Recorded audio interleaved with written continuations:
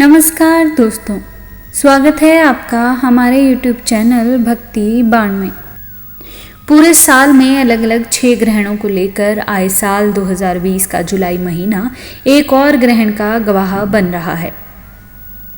इस बार 5 जुलाई को गुरु पूर्णिमा के दिन चंद्र ग्रहण लग रहा है। अभी से ठीक 1 मास पहले 5 जून को चंद्र ग्रहण और 21 जून रविवार को सूर्य ग्रहण लगा है। अब 5 जुलाई को फिर से चंद्र ग्रहण लग रहा है। यह अपने साथ छोटे बड़े कई प्रभाव लेकर आएगा। इस बार चंद्र ग्रहण गुरु पूर्णिमा के दिन 5 जुलाई दिन रविवार को लगने वाला है। ग्रहण के बारे में सबसे खास बात यह है कि चंद्र ग्रहण भारत में दिखाई नहीं देगा। यह ग्रहण उपछाया चंद्र ग्रहण होगा, जिसके भारत में दिखाई न देने के कारण चंद्र ग्रहण का सूतक काल भी प्रभावी नहीं होगा। इससे पहले जून में 5 जून को चंद्र ग्रहण लगा था। इसके बाद 21 जून को सूर्य ग्रहण और अब एक बार फिर से चंद्र ग्रहण लग रहा है। भारत में चंद्र ग्रहण को देखा नहीं जा सकेगा, तो आइए अब हम आपको बताते हैं कि इसका समय क्या है। इसका समय है 5 जुलाई 2020 सुबह 8:37 पर यह ग्रहण शुरू हो जाएगा। इसके बाद यह 9:59 पर अपने सबसे अधिक प्रभाव में होगा। सुबह 11:22 पर यह खत्म हो जाएगा। यह ग्रहण लगभग 2 घंटे 43 मिनट और 24 सेकंड तक रहेगा। इस ग्रहण की कुल अवधि 2 घंटा 43 मिनट 24 सेकंड होगी। भारत के अलावा यह ग्रहण यूरोप, ऑस्ट्रेलिया और अमेरिका के कई बड़े हिस्सों में आसानी से देखा जा सकेगा। ज्योतिषों की माने तो यह ग्रहण धनु राशि में लग रहा है। ज्योतिष गणना के मुताबिक 30 जून को ही देवगुरु बृहस्पति धनु राशि में प्रवेश कर सकते हैं। इस राशि में राहु पहले से मौजूद है। ऐसे में चंद्र ग्रहण के दौरान बृहस्पति पर राहु की दृष्टि धनु राशि को सीधे प्रभावित करेगी। इस राशि के जातकों को चंद्रमा कमजोर होने से थोड़ी परेशानी उठानी पड़ सकती है। उनका मन अशांत होगा। नकारात्मक विचारों के चलते वे थोड़े समय के लिए अव्यवस्थित रहेंगे। धनु राशि और मित्र वर्ग के जातकों को इस अवस्था में अतिरिक्त सावधानी बरतने की जरूरत है। वे अपने मन को एकाग्र रखने के लिए अपने आराध्य इष्ट देव का ध्यान लगाएं। ज्योतिष विज्ञान की माने तो इस साल का तीसरा चंद्र ग्रहण भी कई रहस्यों को समेटे है। यह चंद्र ग्रहण वर्ष 2020 का तीसरा चंद्र ग्रहण है, जो कि उपछाया है। उपछाया के बारे में कहा जाता है कि इस तरह का ग्रहण तब लगता है जब सूर्य और चंद्रमा के बीच पृथ्वी आती है, लेकिन तीनों एक सीध में नहीं होते। एक लाइन में सीधे नहीं होने के कारण चांद के छोटी सी सतह पर छाया नहीं पड़ती है, जबकि चंद्रमा के बाकी हिस्सों पर पृथ्वी के बाहरी हिस्सों की छाया अनवरत पड़ती रहती है। इसे ही उपछाया ग्रहण कहा जाता है। चंद्र ग्रहण एक खास खगोलीय घटना है। चंद्रमा जब पृथ्वी से ठीक पीछे उसकी प्रछाया में आ जाता है तो चंद्र ग्रहण लगना कहा जाता है। इसे देखने के लिए कोई अतिरिक्त सतर्कता या विशेष सावधानी बरतने की जरूरत नहीं होती। चंद्र ग्रहण को नंगी आंखों से देखा जा सकता है।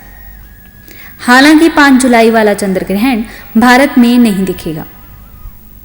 इस बार एक विशेष जोड़ बनता नजर आ रहा है, जो है कि इसी दिन गुरु पूर्णिमा भी है। भारतीय संस्कृति में गुरु का स्थान देवताओं में ऊपर माना गया है। संत कबीर अपने दोहे गुरु गोविंद दोनों खड़े काके लागू पाए, बलिहारी गुरु आपने गोविंदियो बताए के माध्यम से व्यक्ति के जीवन में गुरु के महत्व को दर्शाया है।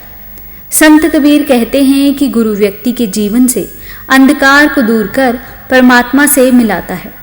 ईश्वर की महिमा गुरु के माध्यम से ही जान पाते हैं। अतः गुरु का स्थान देवताओं से भी श्रेष्ठ है। अतः गुरु का स्थान देवताओं से भी श्रेष्ठ है। जीवन में हम जो कुछ भी प्राप्त करना चाहते हैं, कहीं ना कहीं गुरु की कृपा का ही फल है। गुरु का मतलब शिक्षक से नहीं, बल्कि गुरु माता पिता, भाई, दोस्त किसी भी रूप में हो सकते हैं, जिनका नाम सुनते ही हृदय में सम्मान का भाव जगता है। सम्मान प्रकट करने के लिए किसी दिन का नहीं, बल्कि प्रत्येक दिन गुरु वंदनीय होते हैं। हालांकि जीवन की आपाधापी में भौतिक रूप जीवन निर्माता के प्रति कृतज्ञता जाहिर करने का मौका नहीं मिलता। ऐसे में गुरु पूर्णिमा वह खास दिन होता है जब हम भौतिक और मन दोनों ही रूप से गुरु की वंदना और सम्मान करते हैं। आषाढ़ मास की पूर्णिमा को गुरु पूर्णिमा कहा जाता है। इसी दिन चारों वेद व महाभारत के रचयिता कृष्ण द्वैपायन व्यास का जन्म हुआ था। वेदों की रचना करने के कारण इन्हें वेद व्यास भी कहा जाता है। वेद व्यास के सम्मान में ही आषाढ़ पूर्णिमा को गुरु पूर्णिमा कहा जाता है। इस दिन गुरु पूजन का विशेष विधान है। इस बार गुरु पूर्णिमा 5 जुलाई को पड़ रही है। गुरु पूर्णिमा के दिन विभिन्न सामाजिक व धार्मिक संगठनों की ओर से विशेष आयोजन कर गुरुओं के प्रति सम्मान प्रकट किया जाता है। पूजा अर्चना के लिए मंदिरों में भारी भीड़ होती है। वहीं इस बार कोरोना संक्रमण के कारण मंदिर जहां सूने हैं, वहीं सार्वजनिक कार्यक्रम भी नहीं होंगे। अधिकतर संस्थान ऑनलाइन गुरु पूजन की तैयारी कर रहे हैं। जिन भी देशों में ग्रहण लगेगा, वहां गर्भवती महिलाओं को कुछ विशेष तैयारियां करनी है और कुछ विशेष प्रकार की सावधानियां रखनी है। गर्भवती महिलाओं को ग्रहण के समय अन्न, जल या फल ग्रहण नहीं करना चाहिए। ग्रहण में भोजन करना और जल पीना वर्जित माना गया है। ग्रहण काल में गर्भवती महिलाओं को नुकीली वस्तुएं जैसे कैंची, सुई या चाकू का इस्तेमाल नहीं करना चाहिए। चंद्र ग्रहण के समय महिलाओं को ध्यान भगवान की ओर लगाना चाहिए और वैदिक मंत्रों का उच्चारण करना चाहिए। ग्रहण खत्म होने के बाद ही स्नान करें। ग्रहण काल में स्नान करना वर्जित है। आपका चंद्रमा कमजोर है तो आप ग्रहण काल में ओम चंद्राय नमः मंत्र का जाप कर सकते हैं। ग्रहण के समय भगवान की मूर्तियों को स्पर्श ना करें। ग्रहण खत्म होने पर स्वयं स्नान करने के बाद मूर्तियों को भी गंगा जल से स्नान करने के पश्चात पूजा कर सकती हैं। चंद्र ग्रहण खत्म होने पर घर में गंगा जल का छिड़काव करें, जिससे नकारात्मकता दूर हो जाएगी। ग्रहण समाप्ति के बाद गर्भवती महिलाओं को तुलसी का पत्ता गंगा जल के साथ ग्रहण करना चाहिए।